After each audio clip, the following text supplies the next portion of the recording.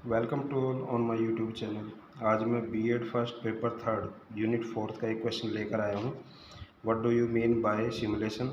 Describe main elements, characteristics and various steps of this teaching method. अनुरूपित शिक्षण वास्तव में शिक्षण का आभास देना होता है, जो कृत्रिम परिस्थितियों में संपन्न किया जाने वाला शिक्षण कार्य है जो वास्तविक शिक्षण का आभास देता है। यानी अगर कहा जाए तो अनुरूपण का मतलब आभास देना। अनुरूपण का मतलब आभास देना, जैसे नकल करना, अभिरूपण, रूपण, अनुकरण अध्यापक की नकल करना ही है। यह उतना पुराना है जितना मानव का इतिहास है। अनुकरण पशु भी करते हैं। उद्योग, युद्धकला, शिक्षा, विमान चालक, डॉक्टर को शल्य चिकित्सा का प्रशिक्षण, अभिनेता का शिक्षण, वकील, ये मतलब इनका शिक्षण। तो ये सब का क्या होता है? एक अभिनय होता है, एक आभास देना होता है, एक ट्रेनिंग होती है। जो अनुरूपित शिक्षण है उसमें अनुभूति प्रशिक्षण, भूमिका निभाना और सामाजिक, जैसे नाटक है, मनोवैज्ञानिक नाटक है, खेल खेलना है आदि का आधार है। इसमें छात्र अध्यापक को कृत्रिम वातावरण में एक विशिष्ट भूमिका देना होता है जिसमें वो अभ्यास करता है। Procedure of simulated teaching. Simulated teaching का क्या प्रोसीजर है, आइए इसको देख लेते हैं। एक तो होता है टू असाइन द रूल्स, भूमिकाओं का निर्धारण करना। टू असाइन द रोल्स, भूमिकाओं का निर्धारण करना। अनुकरणीय शिक्षण विधि में सर्वप्रथम छात्र अध्यापकों की भूमिका निर्धारित की जाती है। प्रत्येक समूह में छात्र अध्यापकों की संख्या 5 से 10 तक होती है और प्रत्येक छात्र अध्यापक का एक निश्चित संख्या में क्रम प्रदान किया जाता है। सभी छात्र अध्यापक और छात्र निरीक्षक की भूमिका निभानी पड़ती है।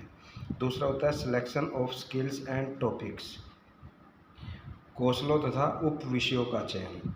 इसमें क्या होता है, भूमिकाएं निर्धारित करने के बाद सामाजिक कौशलों के विकास के लिए उप विषयों का चयन किया जाता है। अभ्यास के लिए उप विषय चुने जाते हैं जिसमें छात्र अध्यापक में सामाजिक कौशलों का विकास किया जाता है। उसके बाद असाइनमेंट ऑफ वर्क शेड्यूल, कार्यक्रम या क्रम का निर्धारण करना। इस स्टेप के अंदर क्या होता है, क्रियाओं के स्वरूप का निर्णय लिया जाता है। इसमें निर्णय लिया जाता है कि कौन सा छात्र अध्यापक अनुकरणीय शिक्षण संबंधी वार्तालाप प्रारंभ करेगा, कौन हस्तक्षेप करेगा, कौन क्रिया को रोकेगा, वो जो वार्तालाप होता है वो कब खत्म होगा और कितने समय के लिए होगा। उसके बाद determination of observation and evaluation technique. इसके अंदर क्या होता है, निरीक्षण व मूल्यांकन विधि को निर्धारित करना। इस सोपान के अंतर्गत यह निश्चित किया जाता है कि शिक्षण के समय किस प्रकार की निरीक्षण या मूल्यांकन विधि का प्रयोग किया जाए और किस प्रकार के आंकड़े और एकत्रित किए जाएं। एकत्रित आंकड़े की विधि क्या होगी। और इस सोपान के अंदर यह भी होता है कि निर्णय लिया जाता है कि छात्र अध्यापक जो अध्यापक की भूमिका निभा रहा है उसको एकत्रित किए हुए आंकड़े कैसे प्रस्तुत करना। उसके बाद organisation of practice and session. इसमें क्या होता है, प्रथम अभ्यास सत्र का संचालन करना। इसमें क्या होता है, उपरोक्त सभी जो तैयारियां की गई हैं उसमें अभ्यास का प्रबंध किया जाता है और अभ्यास सत्र में अध्यापक भाग लेने वाले छात्र अध्यापकों को शिक्षण कार्य के प्रति प्रतियोगिता प्रदान किया जाता है। अभ्यास स्तर के बारे में जो आवश्यक आंकड़े होते हैं वो एकत्रित कर लिए जाते हैं। उसके बाद providing mastery over teaching skills. इसमें क्या होता है, प्रथम अभ्यास स्तर के पश्चात शिक्षण प्रक्रिया में परिवर्तन किए जाते हैं। इसमें उप विषय बदल दिए जाते हैं। इसके साथ साथ शिक्षण कौशल, छात्र अध्यापक, निरीक्षक भी बदल दिए जाते हैं और छात्र अध्यापकों की जो भूमिका निर्धारित की जाती है वो उनको निभाने का अवसर प्रदान किया जाता है। उसके बाद importance of simulated teaching, development of activeness in teachers and students. यहाँ पे क्या होता है, जो स्टूडेंट्स हैं और टीचर्स हैं उनकी एक्टिवनेस को दर्शाया गया है। Feedback and insight, attainment of teaching competency, presentation of contents in sequence. जो भी प्रेजेंटेशन दी जाती है वो सीक्वेंस के अंदर कराई जाती है। Useful for gifted and mentally retarded people teachers, वो छात्र अध्यापक जो गिफ्टेड हैं या मेंटली रिटार्डेड हैं, मानसिक रूप से मंद है, उनके लिए भी ये लाभदायक है। Simplification of situation of teaching practice, development of social skills in people teachers. Confidence in people teachers, आपको समझ में आ रहे होंगे ये क्वेश्चन, इसलिए मैं ये पॉइंट्स इसलिए मैं एक्सप्लेन नहीं कर रहा हूँ। जैसे confidence in people teachers, people teacher जो छात्र अध्यापक होते हैं उनके अंदर कॉन्फिडेंस को बढ़ावा दिया जा सकता है।